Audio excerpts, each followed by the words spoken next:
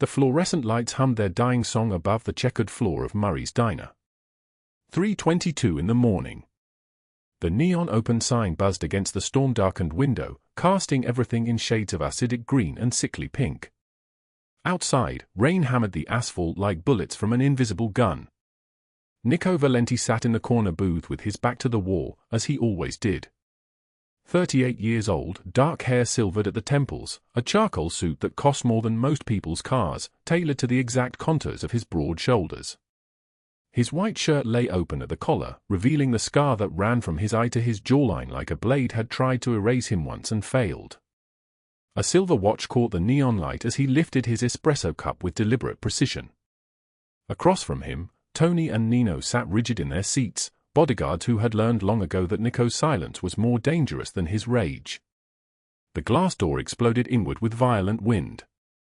A woman stumbled through, and the entire diner froze. She was soaked, trembling like a candle in hurricane wind. Her dark hair plastered to her pale face in wet ropes, a white nanny uniform torn at the shoulder, and underneath, something that made the three men go absolutely still. Red welts.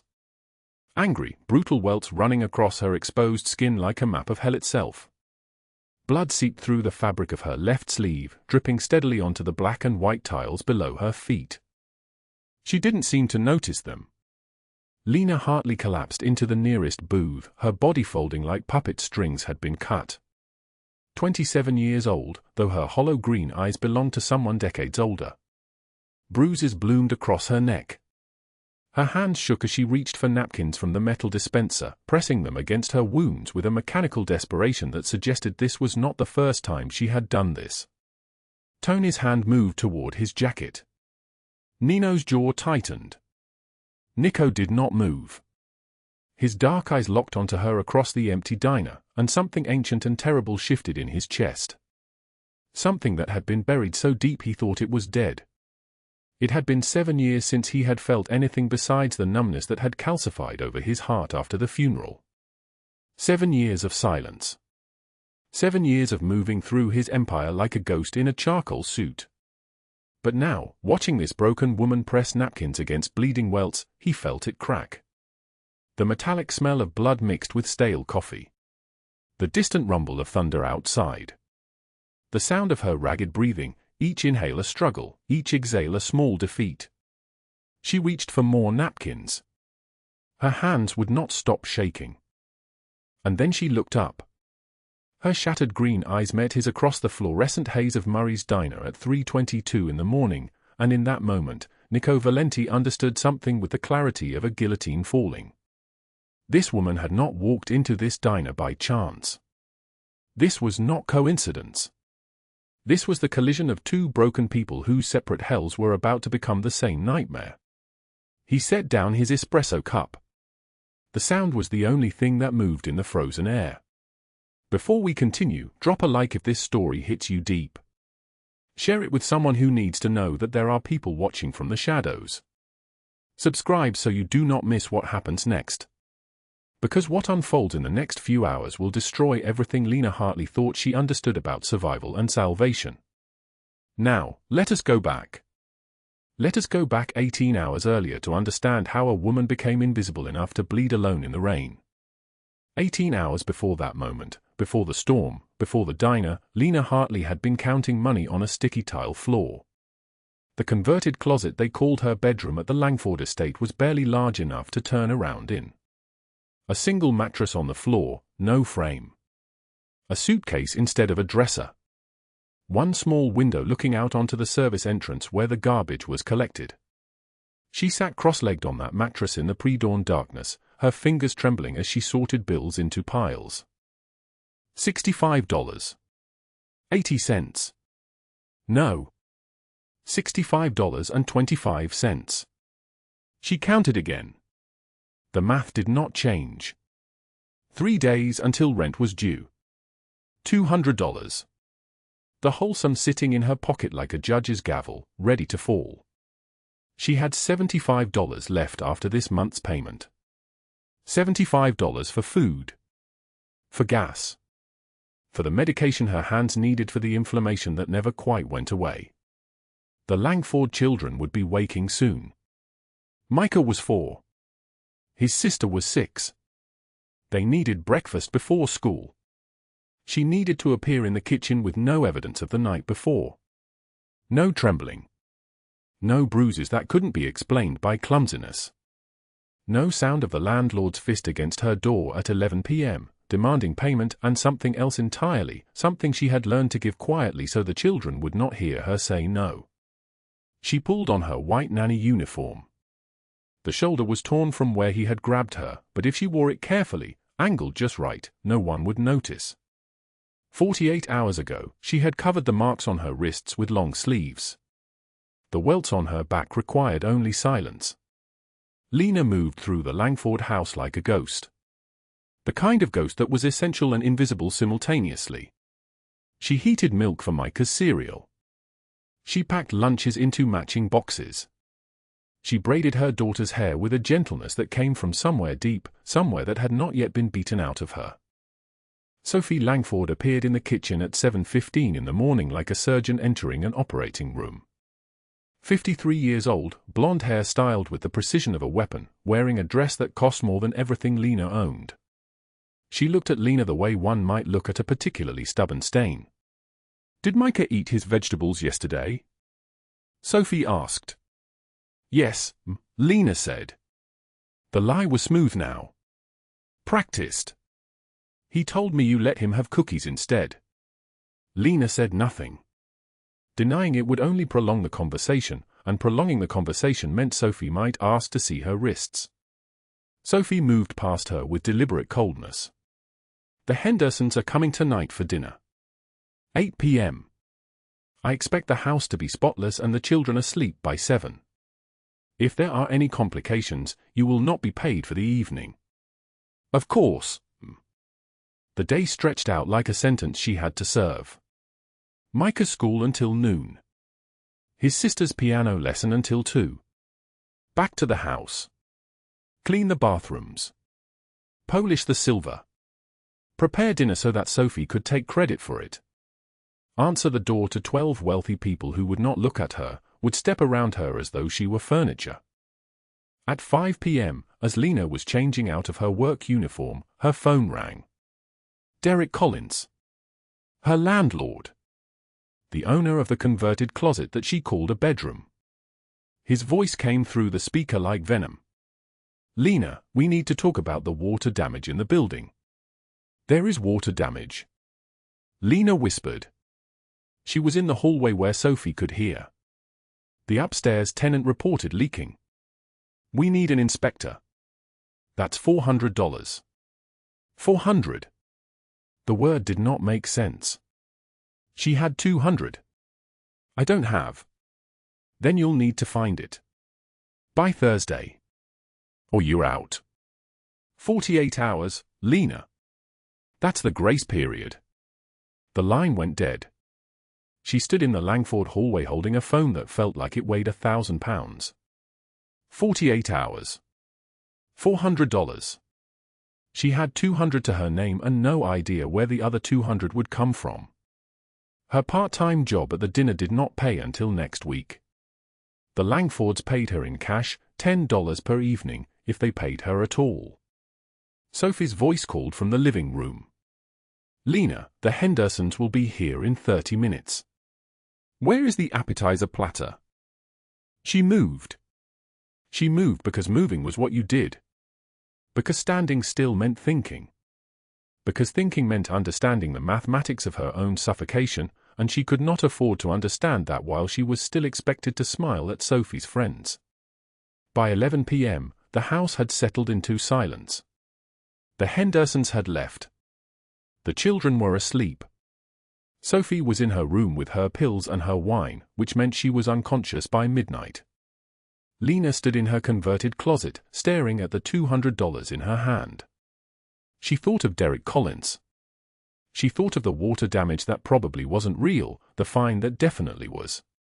She thought of the feel of his hand around her wrist 3 nights ago when she told him she was late on the rent. She pulled out the photo she kept hidden beneath her mattress. It was the only thing she owned that had not been earned through desperation. A man in a navy uniform, smiling at the camera. Her husband. Dead for 2 years now. Dead in a way that meant she was alone and would always be alone, because grief does not end, it only learns to hide better. She whispered his name into the darkness. Marcus. The walls did not answer back. Outside, the wind picked up. The sky began to break open. And in that moment, Lena Hartley made a decision that would change everything. She could not get the $400. She could not survive this. She could not keep bleeding quietly while the world pretended she was not there. She was going to leave. Tonight. She was going to take her $200 and her car with its failing transmission, and she was going to drive until she found somewhere that wasn't this closet, this house, this suffocation. She threw her clothes into her suitcase. She left a note on the kitchen table that said nothing, because there was nothing to say. And at 10 minutes past midnight, she walked out of the Langford estate into a storm that seemed to swallow the entire world. The rain came down like a blade wrapped in ice. Her ancient Honda Civic wheezed in protest as she pulled onto the empty highway. Route 66. Heading nowhere. Heading everywhere. The storm grew worse, and the engine began to make sounds that meant death was coming. She could feel it in the vibration of the steering wheel. She could smell it in the burning oil. At 3:15 a.m., the engine exploded in smoke. She coasted to the shoulder as the rain turned to violence. She sat in that car and she did not cry. Her tears had dried up somewhere on a Greyhound bus years ago. She simply sat there, soaked and shaking, knowing that she had made a terrible mistake. She had $65.25 left. No shelter. No plan. Nothing but the sound of thunder and the knowledge that Derek Collins would find her eventually. That was when she saw the lights. Black SUV. Coming from the darkness. Coming toward her like fate had finally decided to collect its debts. The black SUV emerged from the darkness like a predator testing the air. Rain hammered against Lena's windshield so hard she could not see more than 3 feet ahead. Her ancient Honda Civic sat dead on the shoulder of Route 66, the engine smoking, the interior cold seeping into her bones. She was alone. Completely, utterly alone on a stretch of highway that seemed to exist outside the world. At 3:15 in the morning, there were no other cars, no lights except the occasional flash of lightning that turned the sky the color of a fresh bruise. She sat in the driver's seat with her hand shaking so badly she could not grip the steering wheel. The rain sounded like bullets. Like tiny hammers beating against the roof, demanding entry, demanding that she acknowledge the enormity of her mistake. She had left. She had actually done it. She had walked out of the Langford estate with $205 in her pocket and a suitcase held together with duct tape, and she had driven until the car betrayed her, which meant the universe was keeping score and the score was 0-0 in her favor. A pair of headlights appeared through the rain. They came from the north, cutting through the storm like a knife through water. The vehicle was large. Black. A luxury SUV that did not belong on this stretch of highway any more than she did. Lena's breath caught in her chest. At 3:15 in the morning, vehicles did not randomly appear. They came for specific reasons, and none of them were good. The SUV slowed as it approached her disabled car. It pulled to a stop 30 feet away, and the headlights shut off. Lena watched the driver's side door open. A man emerged. Even in the darkness and the rain, she could see the shape of him, tall, broad-shouldered, moving with the kind of deliberate control that made her stomach drop. He wore a black cashmere coat that probably cost more than 3 months of her salary. His hair was dark, slicked back from his face by the rain. When he turned toward her, she caught a glimpse of his profile and her breath stopped entirely. This was not Derek Collins. This was not anyone from the Langford estate. This was something else entirely. He walked toward her car and she did not move. She could not move. She was frozen in the driver's seat like a rabbit caught in headlights, except the headlights belonged to his SUV and she was the prey and the predator was approaching with measured, unhurried footsteps. He tapped on her window. She rolled it down slowly. The rain came in immediately, soaking her face, her shoulders, running down her neck like ice water.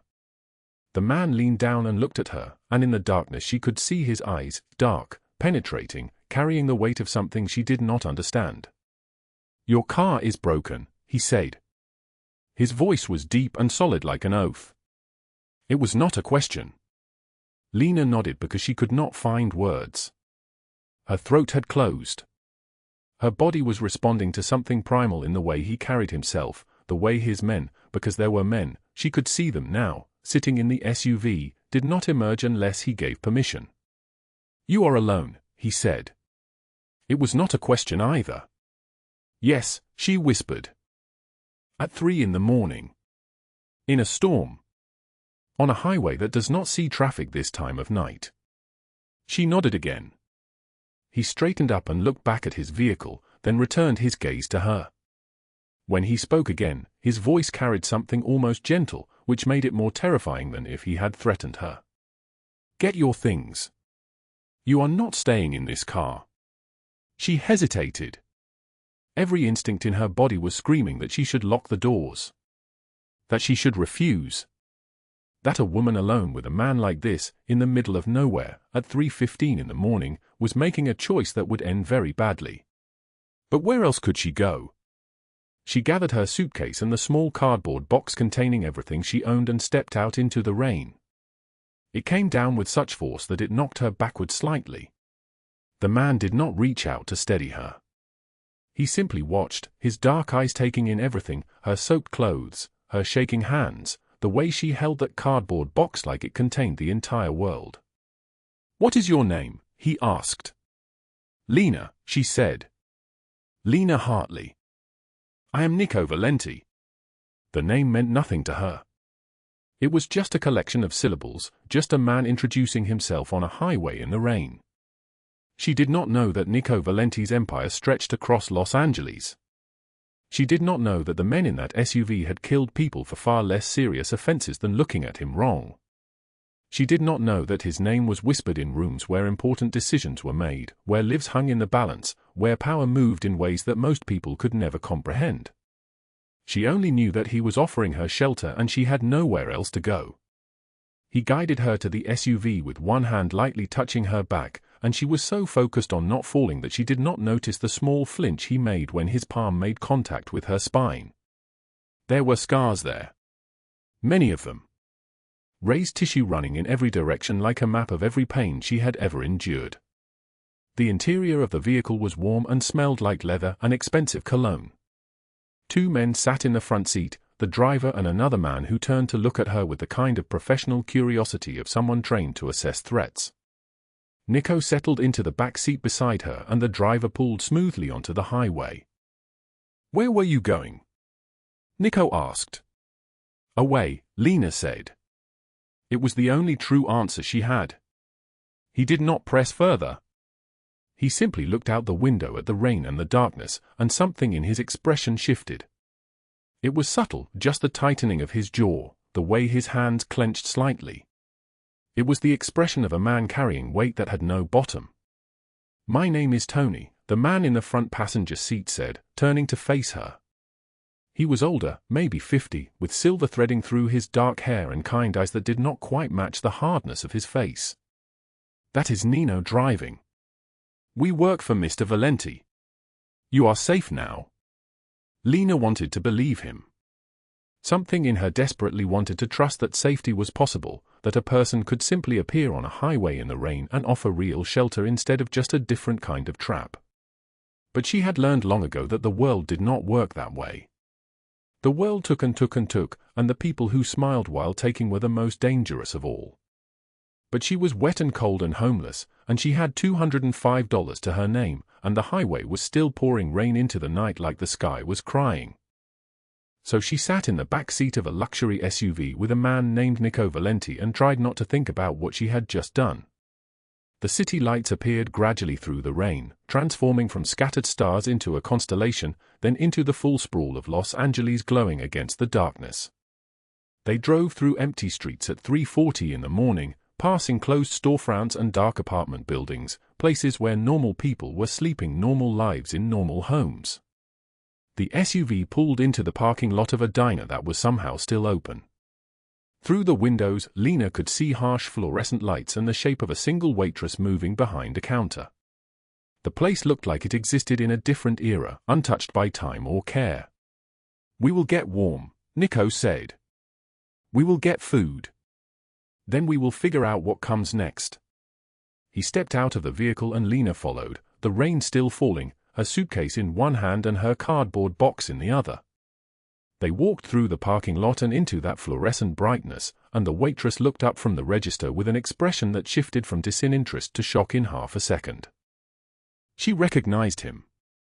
Whatever Nico Valenti was, whoever he was in this city, she knew. And knowing made her very careful with how she moved and spoke. They settled into a booth at the back of the diner. Nico ordered coffee. The waitress brought it in seconds, her hands slightly trembling. Lena sat across from him and tried to understand what was happening. A man did not stop for strangers at 3 in the morning unless he wanted something. But what could he possibly want from her? She was nobody. A nanny. A ghost in a white uniform. A woman whose entire life fit in a cardboard box and a suitcase with a broken latch. Nico looked at her across the table, and in that moment, something shifted in his expression. It was like watching a wall crack. Just slightly. Just enough to see something behind it. "You are running from someone," he said. Not a question. Lena did not answer. She wrapped her hands around the cup of coffee the waitress had brought without being asked. "The scars on your back," he continued. "Those are not accidental. And the way you flinch when someone moves too quickly. The way you hold yourself. These are the signs of someone who has learned to make herself small. Who has learned that existing loudly is dangerous." She looked at him, and something in his eyes was so familiar that it made her chest hurt. There was grief there. Deep, ancient grief. The kind of loss that carved itself into a person's bones and changed the shape of who they were. "Why do you care?" she asked. For a long moment, he did not answer. He simply looked at his coffee, and his hands, which were large and scarred, seemed to tremble slightly before he made them still. "Because I know what it looks like," he said finally. "To be erased. To be treated like you don't matter. To have people take from you until there is nothing left." The rain continued its assault on the diner windows. The fluorescent lights hummed. A clock on the wall showed 3:22 in the morning, and in that moment, a woman who had left everything and a man who had everything sat across from each other in a 24-hour diner, and both of them understood something about survival that most people would never have to know. Lena Hartley had no idea that her life was about to change in ways she could not imagine. She did not know that the man sitting across from her would become her anchor. She did not know about the reckoning that was coming for Derek Collins and Sophie Langford, about the way their cruelty would be exposed to the entire world, about the price they would pay for treating her like she was nothing. She only knew that for the first time in a very long time, someone was looking at her like she mattered. And that terrifying knowledge was enough to make her reach across the table and hold her cup with steadier hands. The rain came down like a blade wrapped in ice, each drop hitting the asphalt with a sound like gunfire. 10:47 at night, August humid and suffocating, turned suddenly cold by the deluge that had caught Lena Hartley on a deserted stretch of highway 15 miles outside Los Angeles, her ancient Toyota sitting dead on the shoulder, steam rising from under the hood like the last breath of something dying. She stood beside the car with $200 in her pocket and no other choice. The road stretched empty in both directions, just the hum of distant traffic on the 101 and the relentless percussion of rain so thick she could barely see 10 feet ahead. Thunder cracked directly overhead, splitting the sky open, and she flinched at the sound. Her shoes had filled with water within minutes. She had abandoned them 3 miles back, walking barefoot now on asphalt still radiating the day's heat through the downpour, her ankle twisted from climbing out of a ditch, every step sending fresh pain shooting up her leg. The wounds on her back burned. Derek's fingernails had done that this afternoon, 5 marks running in different directions like a map of hell, and she could feel them now through the thin fabric of her waitress uniform, which stuck to her skin like a second layer of shame. She had stopped counting the bruises months ago. Lena pulled her jacket tighter. The rain had soaked through everything. She was a ghost, a drowned thing, still moving because stopping meant surrender, and she had not come this far just to lie down on the shoulder of a highway and disappear. Somewhere back in the city was Micah, 5 years old with her late husband's eyes, waiting in a bedroom the size of a closet. The Langfords would find her gone by morning. Sophie would rage. Derek would smile his predatory smile and tell himself this was what she deserved. She started walking. The night swallowed her. Time became something without meaning. 5 minutes, 10, 20, she could not track it. Her feet were numb. Her breath came in gasps. The highway curved, and she heard it before she saw it, engines, multiple, moving fast, a sound like approaching thunder that had nothing to do with the storm. At 11:23, headlights cut through the rain. Not one car but 5, moving in perfect formation like sharks, black SUVs so pristine they seemed to absorb the storm rather than be touched by it. The lead vehicle slowed. Then stopped. Lena froze in the headlights, and in that moment she looked like something barely human, hair plastered to her skull, bleeding from a gash on her arm where glass had cut her when she tried to climb out of the ditch, blood mixing with rainwater running down to her wrist, her uniform torn, her body shaking so violently her teeth chattered. The passenger door opened. The man who emerged moved like violence with a human shape, 6'1", broad-shouldered, wearing an open white shirt despite the rain and the cold, expensive trousers tailored to fit a body built for intimidation. His hair was dark, silvered at the temples, combed back from a face carved from something harder than stone. A scar ran from his left eye to his cheekbone, and when those eyes, storm grey, penetrating, hollow with a grief so deep it looked like a wound, locked onto hers, Lena forgot how to breathe. Nico Valenti took one step toward her. She collapsed. Not gracefully, not theatrically. Her body simply surrendered, gave up the pretense of standing, and dropped toward the asphalt. But before she hit the pavement, arms caught her, and she found herself against a chest that smelled of expensive cologne and gun oil, lifted with an ease that suggested this man had carried far heavier burdens than a 110-pound woman who weighed nothing but desperation. 2 other men emerged from the SUV. Tall, muscled, wearing dark suits despite the hour and the weather. One moved toward Nico, but he raised a single hand, and that hand contained entire conversations, entire hierarchies of command and obedience. He settled Lena into the back seat of the lead vehicle, and the leather seat was warm, and the air inside was clean, and she could not stop shaking. The door closed with the soft precision of German engineering. Nico sat beside her, did not touch her, did not move, just looked at her like he was seeing something no one else could see. His voice was quiet. Deep. Like an oath made in a graveyard. Where were you going? Lena's answer came as barely a whisper. Nowhere. I have nowhere. The man beside her, who owned more of Los Angeles than most people would see in 10 lifetimes, whose name made grown men weep and criminal enterprises collapse, turned and looked out the window at the rain, and something in his face shifted into an expression his men had never witnessed. Tony, the older lieutenant with silver at his temples and a scar crossing his knuckles, exchanged a look with Nino across the space between front and back seats.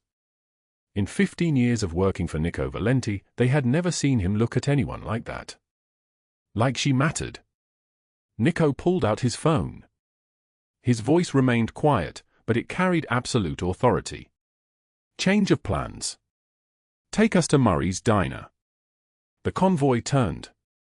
In the back seat, Lena gripped a photograph in her jacket pocket, the only thing she had saved from her life before, a picture of a man with kind eyes and her smile, Marcus at 34, 2 weeks before cancer had stolen him and left her alone to find a way to survive.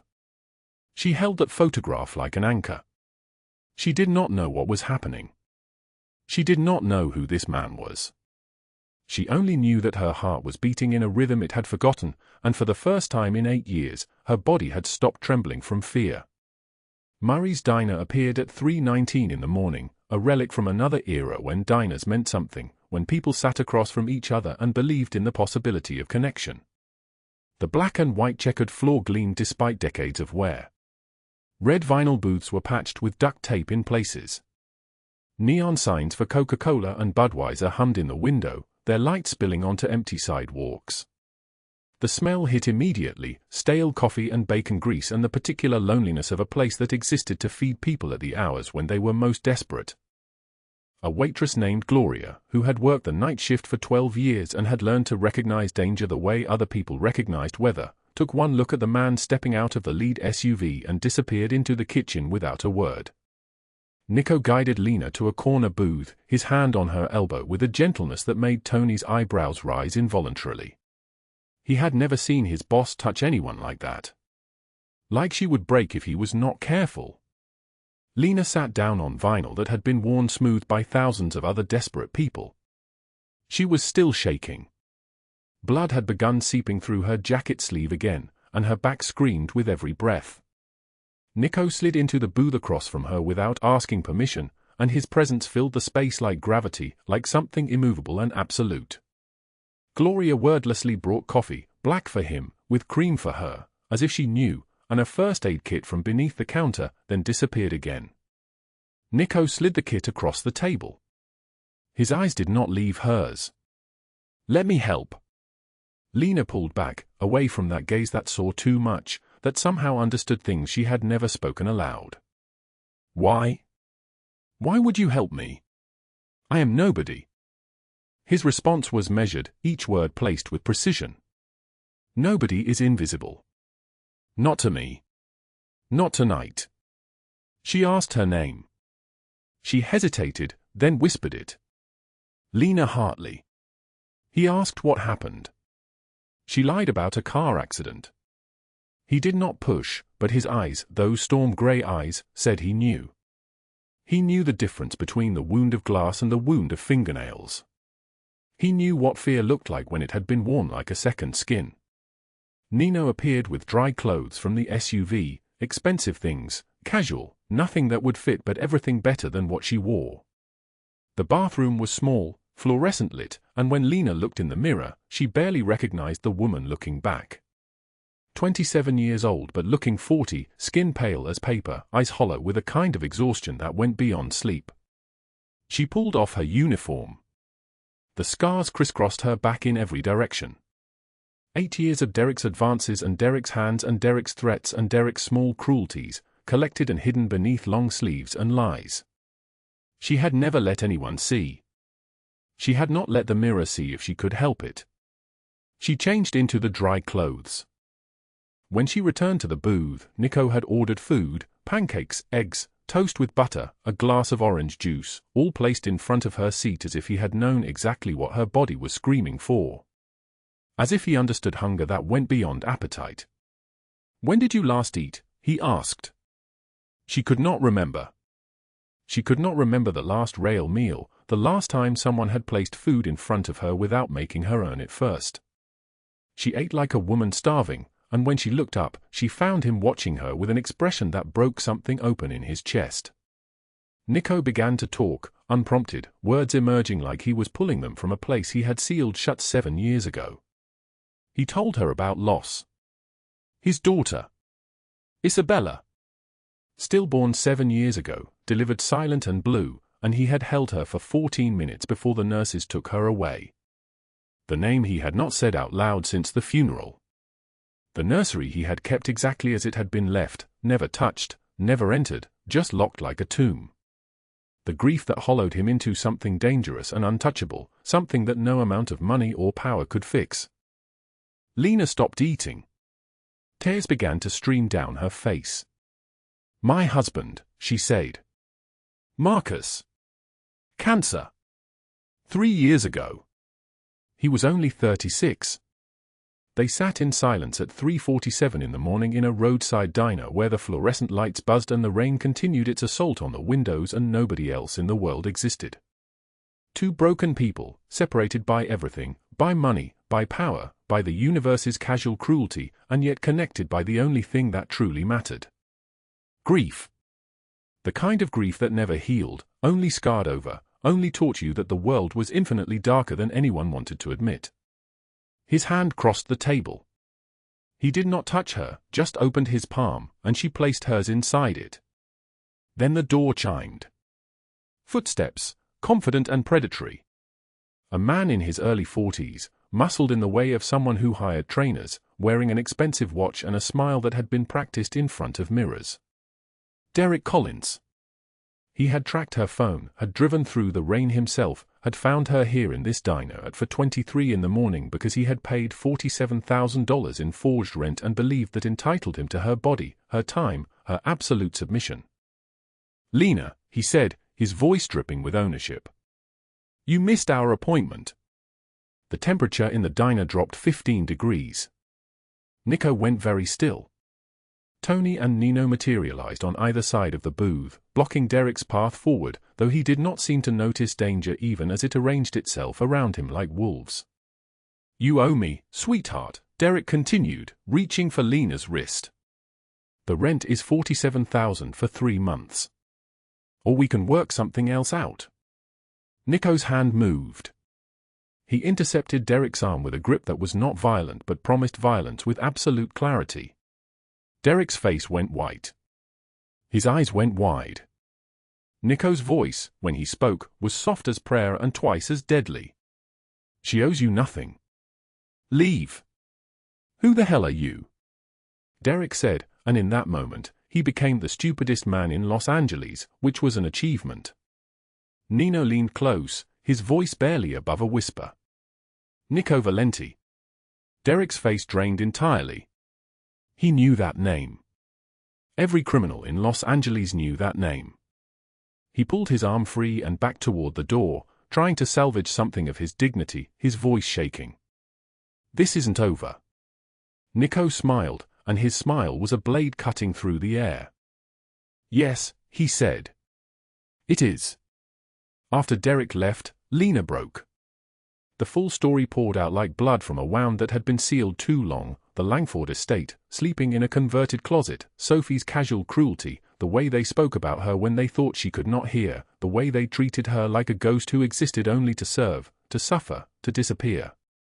Derek using her desperation like a weapon, threatening eviction, demanding favors, his hands where they had no right to be, the scars on her back, 8 years of silence because she had nowhere else to go and no one who would believe her.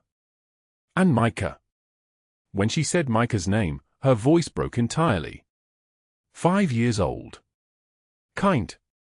Waiting in a bedroom she had made beautiful with paper cutouts of stars because they could not afford real decorations. She loved that child with an intensity that terrified her because the Langfords could take her away whenever they chose, and she would have no legal claim, no protection, nothing but the memory of small hands and a small voice saying, "I don't want you to leave." Nico listened with his knuckles white around his coffee cup. When she finished, there was silence. The rain. The humming lights. The weight of everything unsaid. He asked her one question. "Do you want this to stop?" She looked at him like he had offered her the moon, like he had offered her oxygen, like he had offered her the one thing she had never allowed herself to want because wanting things was a luxury for people who had choices. "People like me don't get to want things," she said. His response came with absolute certainty, with the force of a man who had never been denied anything he decided was necessary. "You do now." What Lena Hartley did not know, sitting across from him in that diner at nearly 4 in the morning, was that Nico Valenti had just declared war on everyone who had ever hurt her, and his wars ended only one way. In destruction. In reckoning. In a justice so complete and so systematic that it would echo through Los Angeles for years to come. She only knew that for the first time in a very long time, someone was looking at her like she mattered. And that terrifying knowledge was enough to make her reach across the table again, hold his hand, and believe that maybe, just maybe, she would survive this night. Morning broke over Los Angeles like a wound opening. The sun cut through the penthouse windows in sharp gold lines, and Lena Hartley lay asleep on sheets that cost more than her monthly rent, her body finally surrendering to the exhaustion of 8 years of survival. 16 hours of sleep. Her chest rose and fell in the rhythm of someone who had forgotten what safety felt like, who was learning it now through her skin, through her bones, through the sheer weight of a bed that did not creak. While she slept, Nico Valenti worked. The operations room on the 43rd floor hummed with controlled precision. 3 monitors glowed against the dark walls. Nino, lean and sharp-eyed, his silver hair catching the blue light, sat hunched over financial records spread across a mahogany desk that had belonged to a murdered rival 8 years ago. Papers everywhere. Bank statements. Property deeds. Photographs of buildings that looked ordinary until you saw the names attached to them. 47 rental properties. Derek Collins's empire built on the backs of people like Lena. Pull everything, Nico said. His voice came out like ice. Like a blade wrapped in the kind of cold that burns. He stood at the window, hands clasped behind his back, watching the city below as if it belonged to him, because it did. His black suit, Armani, cost more than Derek Collins made in a month. His watch, Patek Philippe, diamond-encrusted, caught the light. Bank accounts. Property records. Assault charges buried by lawyers. Every eviction. Every threat. Every cent he stole from people who had nothing. Nino did not ask why. In 15 years, Nino had learned that when Nico moved like this, when his voice became a razor, the target was already marked. The question was only how completely he would be destroyed. "We have it," Nino said, fingers flying across the keyboard. "All of it. Tax evasion on 17 properties. Shell companies. Documented threats to at least 6 tenants. There's a woman named Carmen Rodriguez. She refused to sign an amended lease with triple rent. Derek showed up at her apartment at 11 at night. She has a recording." Nico closed his eyes. Opened them. The emotion that flickered across his face was there and gone, like a bird striking glass. How many? How many what? How many women? How many people like her? Nino scrolled. His jaw tightened. 23 that we can verify. Probably more that were never reported. Tony entered without knocking.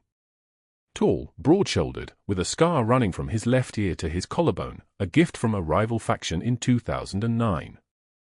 He carried a tablet, and his expression said what his mouth did not: they had found something worse. Sophie Langford received 3 payments from Derek in the past 2 years. 80,000 each. Marked as consulting fees. The silence that followed was the kind that makes you aware of your own heartbeat. She knew, Nico said. Not a question. A statement. An indictment. She knew, Tony confirmed. Nico turned from the window. His eyes were dark, the color of a storm that had not broken yet. I want this viral. Every network. Every social platform. Every person in this city will know Derek Collins's face and what he has done. How public do you want this? Tony asked, though he already knew the answer. Complete destruction, Nico said. Nothing hidden. Nothing left for lawyers to twist. I want him to know that the entire city watched him fall. The work continued through the day. Financial analysts pulled together 17 years of records. Investigators cross-referenced property seizures with assault charges. A paralegal compiled victim statements into a document 47 pages long, each page a life broken, a family displaced, a person treated like nothing. The rain outside the windows intensified, drumming against the glass like a living thing trying to get in. At 11:47 that night, Lena woke. The bedroom was dark except for the city lights bleeding through the floor-to-ceiling windows. She lay there for 3 minutes, disoriented, her body confused about what was real. Then memory returned. The diner. The moment he had said "you do now." The promise that tasted like hope and terrified her in equal measure. She found Nico standing at the windows, still dressed in his suit, though the tie was gone and the top 3 buttons of his white shirt were open. His chest rose and fell slowly, as if he had been breathing like this for hours, measured and controlled. She wrapped herself in a blanket, cashmere, impossibly soft, and joined him. The city sprawled beneath them, millions of lights, millions of lives, and somewhere down there was Derek Collins, still breathing, still sleeping, still believing he was safe. "Tell me," she said. He did not turn from the window. Derek owns 47 properties across Los Angeles. Every tenant a story like yours. Evictions with no notice. Lease amendments that triple rent overnight. Women who refused his advances received police visits the next day for fabricated noise complaints. He has buried assault charges with money that came from Sophie Langford. Her stomach dropped. Sophie knew. She knew. And she profited. Lena's hands trembled. The blanket slipped. She pulled it back around her shoulders. Nico, if you do this, he will fight. Sophie has connections. Judges. Police. She will come for you. She will come for Micah. I cannot, her voice broke. I cannot lose him. He is all I have left. Nico turned then, and his expression made her breath catch in her chest. There was no mercy in his face. There was only absolute certainty. No one will touch you again. I promise you this on my life and on the lives of every person in my organization. You will not lose him. She wanted to believe him. She was trying to believe him. But fear was a living thing in her chest, a creature that had been fed by 8 years of powerlessness, and it did not die just because someone promised protection. Fear whispered that he was wrong, that people like her did not get happy endings, that Nico was about to sacrifice everything for a woman he had known for 3 days. She did not voice these things. She simply reached for his hand and held on. The strike came from Derek's side first, which meant he was panicking. Which meant someone had already warned him. At 6:34 in the morning, Derek Collins drove to the Langford estate. Sophie was in her study, reviewing guest lists for a charity gala scheduled for November when he arrived. The household staff knew not to interrupt her, but Derek pushed past them anyway, his face red and sweating, his hands shaking as he gestured wildly. She is there, he said. The nanny. Lena. She is hiding with someone dangerous. A criminal. She has stolen from us, Sophie. Stolen from you specifically. Jewelry, documents, I do not know what all. And she has been lying about her background. Everything about her is a lie. Sophie Langford listened with the patience of someone who had built an empire on other people's desperation. She was 62 years old, elegantly dressed in a cream linen suit that cost $4,000, her gray hair swept back in a style that announced money without requiring words. She smiled at Derek the way one might smile at a child who had brought home a toy he thought was valuable. "And how do you know this?" she asked, her voice like honey poured over broken glass. "I have my sources," he stammered. At 7:49 in the morning, Lena received a text message. One sentence. Cold. Final. Do not return. Your belongings will be donated. She was standing in Nico's kitchen, holding a cup of coffee she had not drunk, when the message came through. The coffee cup fell. It did not break on the marble counter, it should have, but it rolled toward the edge and fell to the floor instead, spilling brown liquid across white tile in a pattern that looked like veins, like blood, like the spreading of damage through a system. Micah was gone. Not gone. Unreachable. Locked behind the gates of a house where Lena no longer had access, in the arms of people who had just decided she was disposable. 8 years of raising that child. 8 years of braiding her hair and making her lunch and singing her to sleep and loving her so completely that the separation felt like amputation. Nico found her at 2:34 in the morning, sitting at his kitchen counter with a pen in her hand and paper in front of her. She was writing. Her letters were shaking, the words bleeding into each other like she was underwater. He did not read it then. He waited until she had gone to bed, until the apartment was silent except for the hum of the city 33 floors below, and then he picked up the paper. His hands went still as he read. You have given me more kindness in 3 days than I have known in 8 years. But I am poison. Derek will come for you. Sophie has connections that run deeper than you understand. I will not be the reason you lose everything like I have. I am leaving in the morning.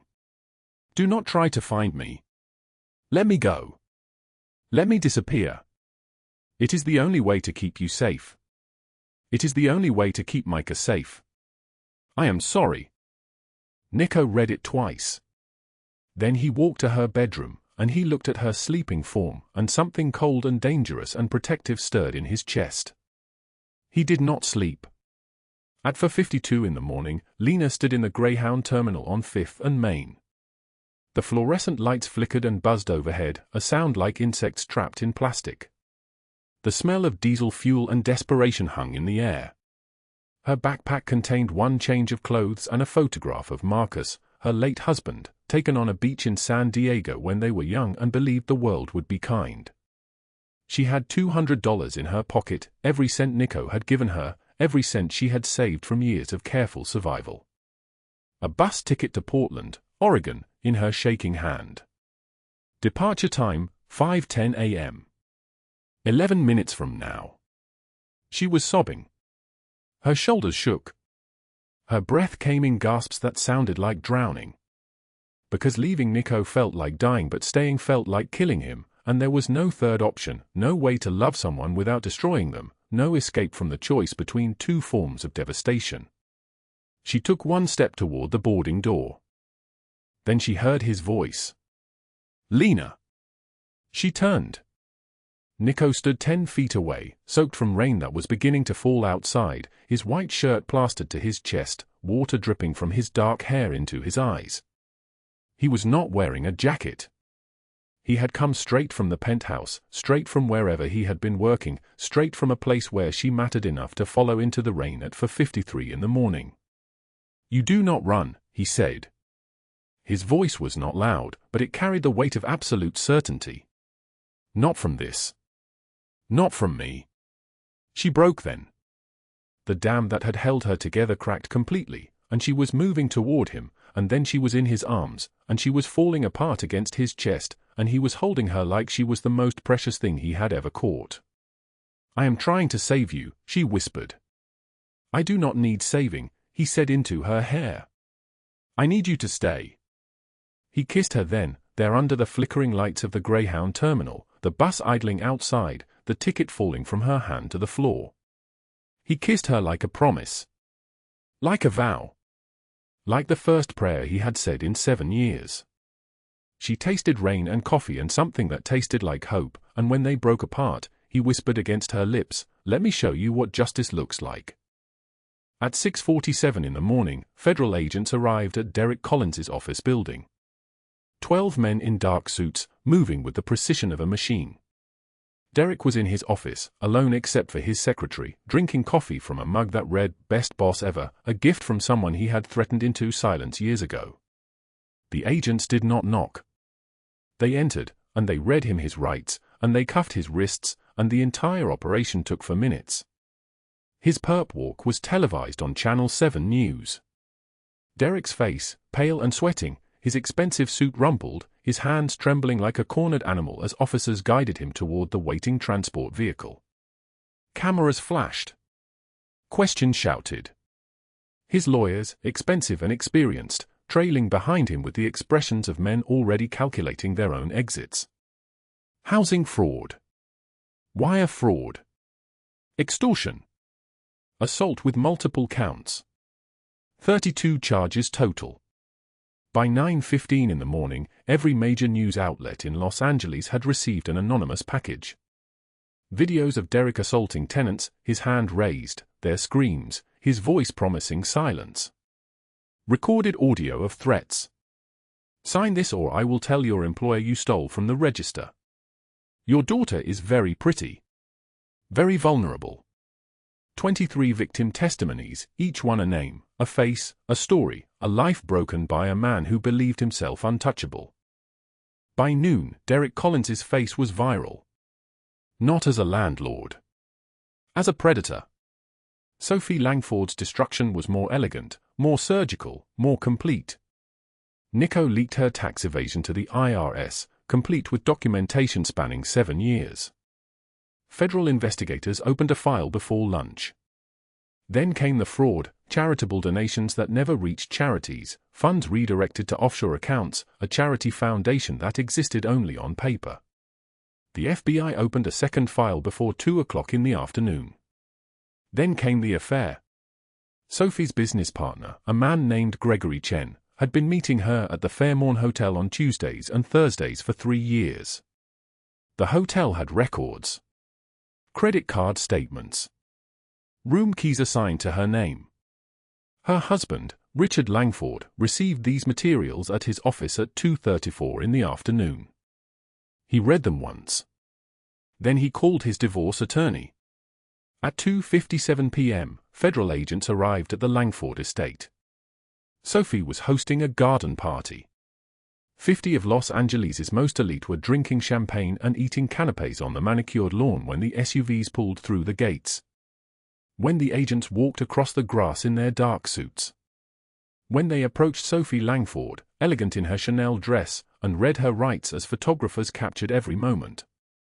The social pages would carry the image for weeks: Sophie Langford, arrested, led away in handcuffs, her careful world imploding in real time, her guests standing frozen with champagne flutes suspended, their expressions a mixture of shock and the peculiar pleasure that comes from witnessing someone else's fall. By 4 o'clock, her husband had filed for divorce. By 6 o'clock, the estate was seized by federal agents. By 7 o'clock, Micah had been placed with her grandmother, a kind woman named Maria who had spent 8 years watching her daughter-in-law work 18-hour days while Sophie Langford complained about the quality of the household staff. Maria called Lena at 8:32 p.m., sobbing apologies, begging her forgiveness, telling her that Micah was safe and asking if Lena would visit. Lena said yes. 3 months later, Derek Collins sat in federal court, hands cuffed before him, his orange jumpsuit the color of humiliation. The judge, a woman who had reviewed 47 victim statements, read the verdict with a voice like stone. 40 years. Multiple counts of assault, fraud, extortion, housing violations. No parole eligibility for 28 years. Derek looked at Lena, who sat in the gallery next to Nico. She met his gaze without flinching. Without mercy. Without the fear that had once held her captive. He saw something in her eyes then, not anger, but the absence of it, which was somehow worse. She had moved on. She had already forgotten him. Sophie Langford received 15 years. Fraud, embezzlement, tax evasion. Her appeals were denied. Her name became synonymous with corruption, whispered in country clubs with the same tone reserved for the very worst kind of betrayal. Justice was not death. Too quick, too easy, too merciful. Justice was watching them lose everything while Lena Hartley rebuilt herself from ashes into something unbreakable. Word count, 2,000. The federal courthouse doors swung shut behind Derek Collins, and the sound echoed like the closing of a coffin. Orange jumpsuit. Handcuffs.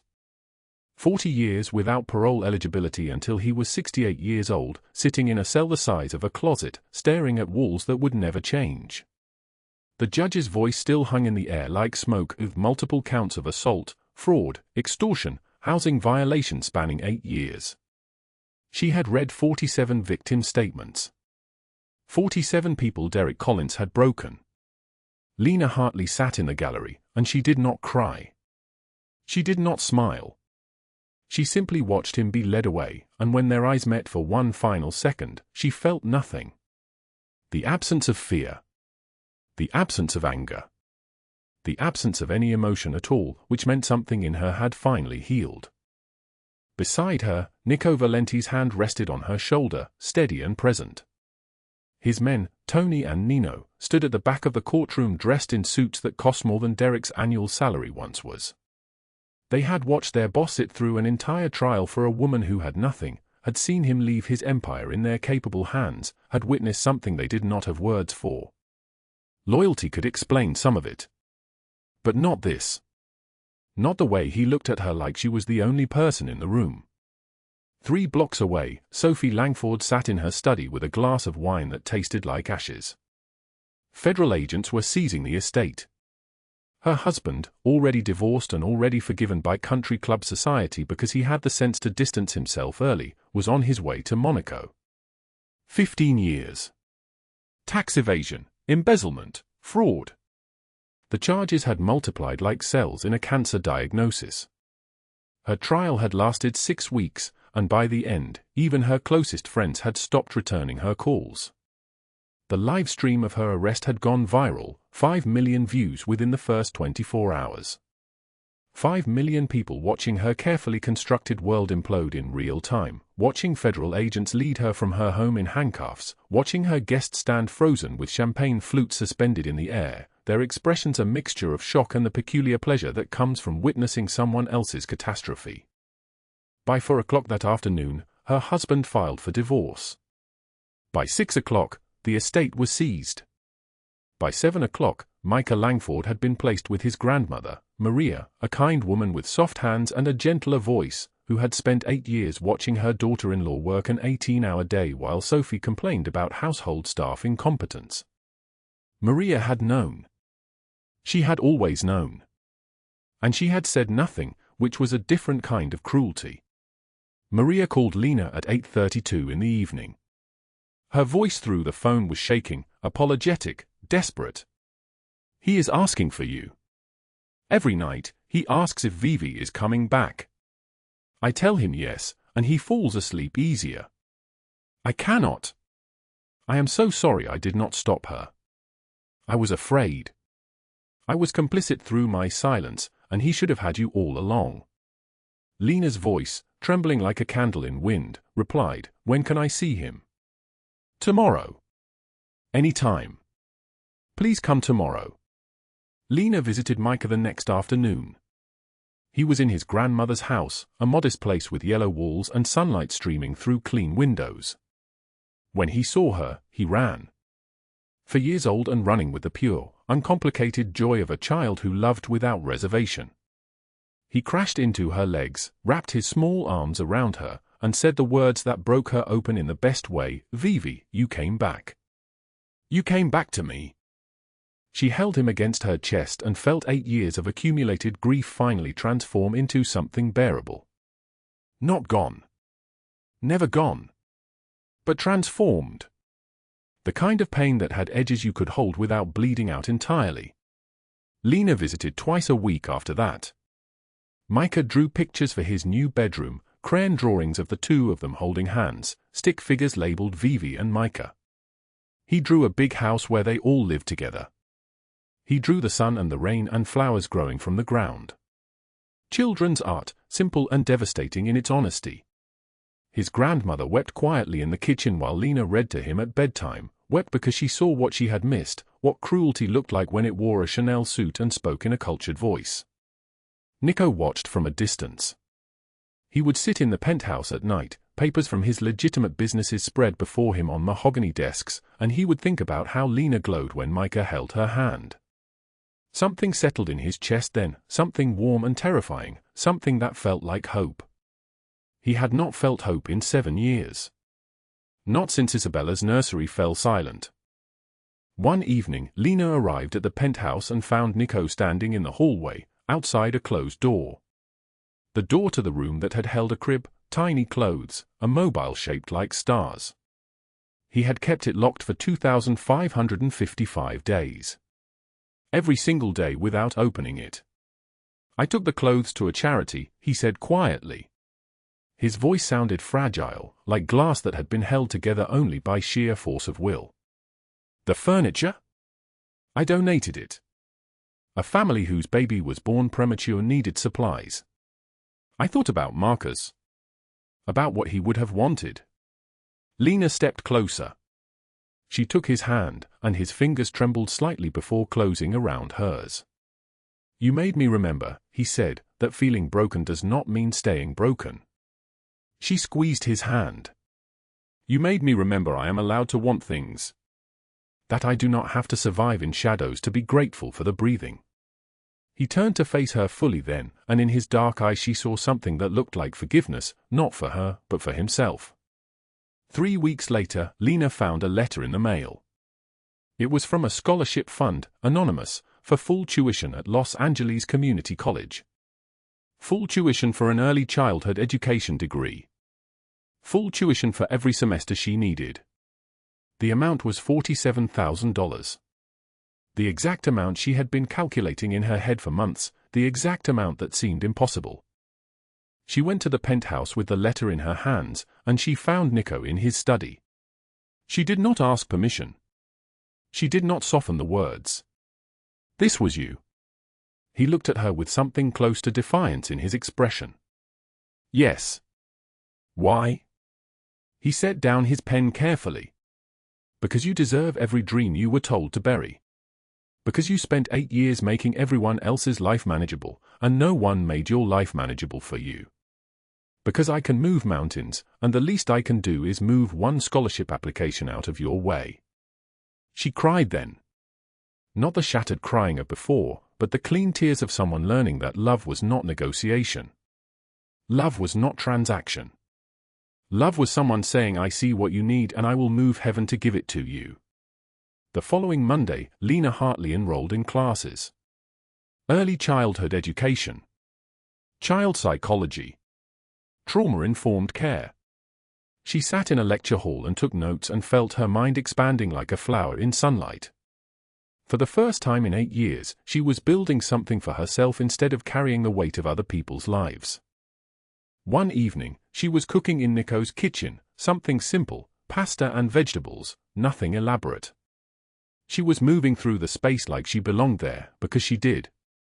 And Nico watched from the doorway, and something crystallized in his chest. He had thought belonging was something that happened to you. He had not understood that belonging was something you built, day by day, meal by meal, presence by presence. What are you thinking? She asked, turning from the stove.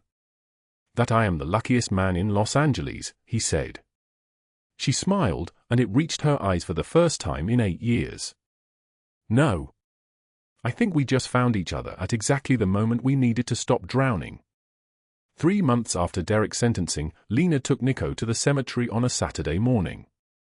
The grass was wet with dew, and the air smelled like earth and flowers and quiet. She walked to a grave marked Marcus James Hartley, and she knelt, and she placed the photograph, the one she had carried for 8 years, against the stone. Marcus, this is Nico. He saw me when I was invisible. He made me believe that I was worth more than the smallest room in someone else's house.